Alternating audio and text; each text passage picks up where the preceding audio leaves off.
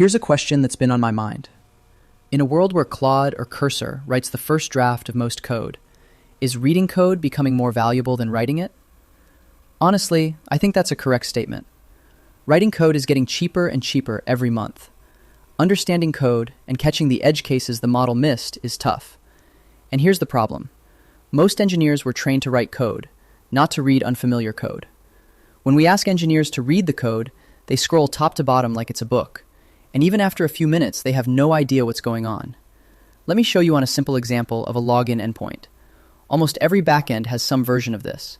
We will walk through 3 files, not more than 50 or 60 lines of code, and we'll apply 6 techniques that work on any real code base you walk into. First recommendation is to start at the entry point, not the top of the file. Don't open the user model or middleware folder or any other folder just for sake of it. Find the code line that handles the incoming request. In our case, that's app.post/login, inside routes/auth.js. That's where the outside world enters this code. From here, you follow the calls outward, because code is a graph of who calls what, not a story that you read top to bottom. Second, before you open the function that handles login, read the test cases first. Open auth.test.js and find the happy path test. You'll see a 5-line test that posts an email and password, expects a 200 status code, and expects a token in the response body. That's the contract as per the test cases. We enter credentials in and get token out. The test isn't the whole story, but it gives you a starting point before you read any source code. Third, now open the login handler and follow the data, not the functions. The variable that matters is user, therefore you should watch its journey. It's born when the code calls user.findbackEmail with the email from the request. Then the submitted password gets compared against user.passwordHash using bcrypt.compare. Then user.id gets packed into a signed JWT token, and usually this token comes with an expiry date. Then that token gets returned in the response. That's the core login flow, and you can understand it in about 30 seconds. Fourth tip is to skip what you don't need on the first pass. You just walk past a rate limiter, an audit log call, and other validators. You can skip them unless they change the request, block the flow, or explain the bug you're investigating.